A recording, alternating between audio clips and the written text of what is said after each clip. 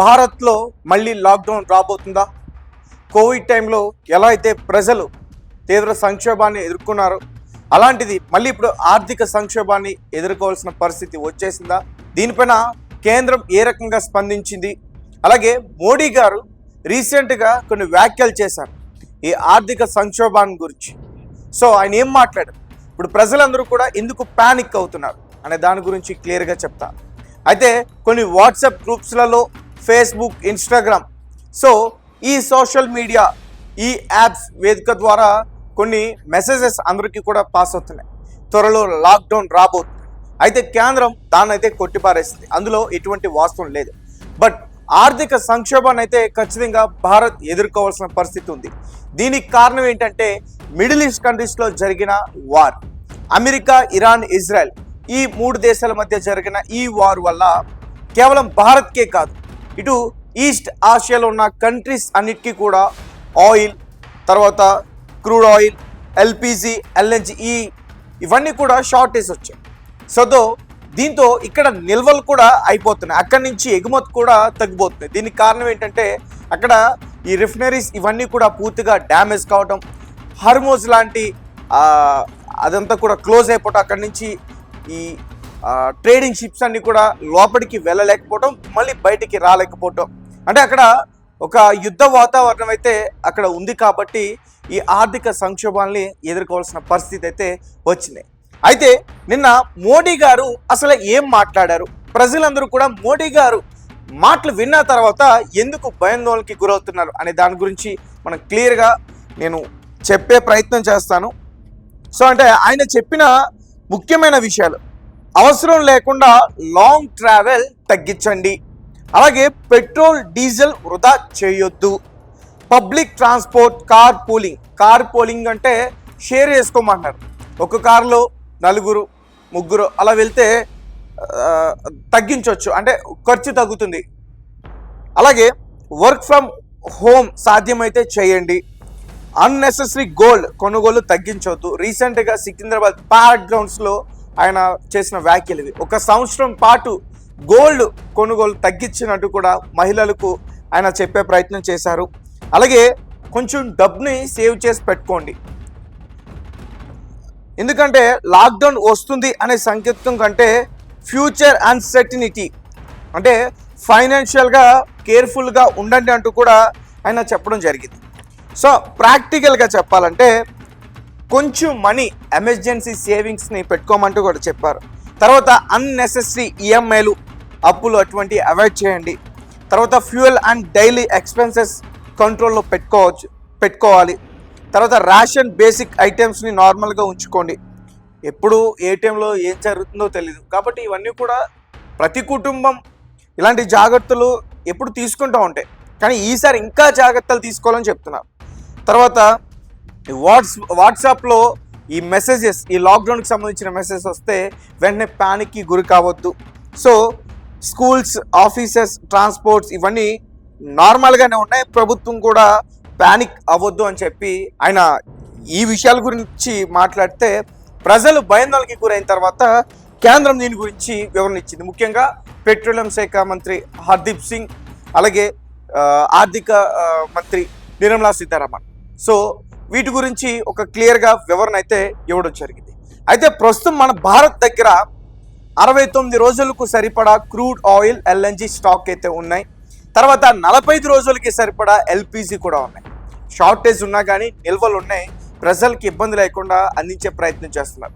And middle east countries war నేపథ్యంలో భారత్లో petrol కొరత ఉందని చెప్పి కొన్ని రోజులు కొన్ని మీడియా ఛానల్స్లు ఈ కొరత ఉంది, పెట్రోల్ దొరకదేమన్న భయంతో చాలామంది బంకుల దగ్గరికి ఎక్కువగా రావటం, పెద్ద పెద్ద క్యూస్లో అక్కడ ఉండి గంటల తరబడి వెయిట్ చేసి పెట్రోల్ పోయించుకోవడం, ఇవన్నీ కూడా జరిగాయి. బట్ అది 1 రోజు, 2 రోజులు, 3 రోజులు మాత్రం. అంటే ఆ వార్త విని భయపడి అందరూ కూడా బంకుల దగ్గరకు వచ్చారు, కానీ నిజానికి ఎటువంటి సంక్షోభం అయితే లేదు. దీని గురించి నేను క్లియర్గా ఎక్స్ప్లెయిన్ చేసే ప్రయత్నం చేస్తాను. ఫ్యూయల్ అండ్ అన్నెసెసరీ ఎక్స్పెన్సెస్ని తగ్గించమని చెప్పారు. సో దాని గురించి నేను క్లియర్గా చెప్పేందుకు ప్రయత్నిస్తా. సో ఇంధనాన్ని ఆదా చేసేందుకు వర్క్ ఫ్రమ్ హోమ్ వంటి కోవిడ్ మహమ్మారి నాటి చర్యలను పాటించాలని ప్రధానమంత్రి నరేంద్ర మోదీ చేసిన విజ్ఞప్తి చేశారు. విజ్ఞప్తి చేశారు. అలాగే పెట్రోల్ డీజిల్ వినియోగాన్ని తగ్గించాలని, ఎలక్ట్రిక్ వాహనాలకు మారిపోవాలని, ఏడాది పాటు బంగారం కొనుగోలు చేయవద్దంటూ పలు కీలక సూచనలు చేశారు. నేపథ్యంలో దేశంలో మళ్ళీ లాక్డౌన్ విధిస్తారన్న వాదనలు ఇప్పుడు వినిపిస్తూ ఉన్నాయి. ఈ అంశంపై కేంద్ర పెట్రోలియం, నేచురల్ గ్యాస్ మంత్రిత్వ శాఖ మంత్రి హర్దీప్ సింగ్ పూరి స్పందించారు. ఇప్పట్లో లాక్డౌన్ విధించే ప్రణాళికలు ఏవీ లేవని చమురు శాఖ మంత్రి హర్దీప్ సింగ్ ఆయన మంగళవారం ఒక స్పష్టతనైతే ఇవ్వడం జరిగింది. అలాగే మంగళవారం నిర్వహించిన సిఐఐఏ వార్షిక వ్యాపార సదస్సులో పాల్గొన్న సందర్భంగా కేంద్ర మంత్రి కీలక విషయాలు వెల్లడించారు. పశ్చిమాసియా ఉద్రిక్తల నేపథ్యంలో ఎల్పిజి గ్యాస్ ఉత్పత్తిని రోజుకు 36 టన్నుల నుంచి 54,000 టన్నులకు పెంచాం.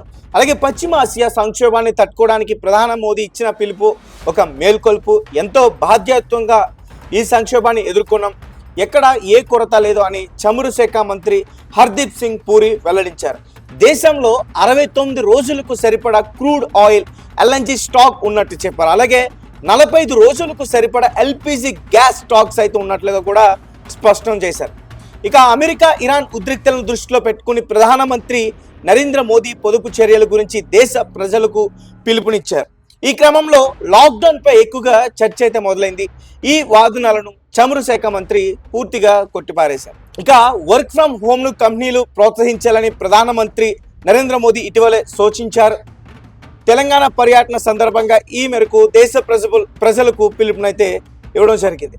విద్యా సంస్థలు ఆన్లైన్ తరగతులు నిర్వహించాలని, బంగారం కొనుగోలు చేస్తే దేశానికి చెందిన డబ్బులు విదేశాలకు వెళ్ళిపోతాయని, కాబట్టి సాధారణ పరిస్థితులు నెలకొనే వరకు పసిడి కొనుగోలు ఆపాలని ఆయన విజ్ఞప్తి చేశారు. అలాగే విహారయాత్రల కోసం విదేశాలకు వెళ్లడం మానేయాలని, భారత్లోనే పెళ్లిళ్లు జరుపుకోవాలని కోరారు. వర్క్ ఫ్రం హోమ్, బంగారం కొనుగోలు ఆపాలని అన్ని అంశాలపైన తీవ్రమైన చర్చ జరుగుతుంది. సో ప్రధానమంత్రి గారు ఆయన ఏం చెప్పారంటే, కొన్ని అన్నెసెసరీ థింగ్స్ని వాటిని దూరంగా ఉంచండి, ఖర్చులు ఎక్కువగా చేయొద్దు, పొదుపు చేయండి, నిత్య అవసర సరుకులు ఎంతవరకు కావాలో అంతవరకు యూజ్ చేయండి, అలాగే ఎమర్జెన్సీ సేవింగ్స్ని పెట్టుకోండి.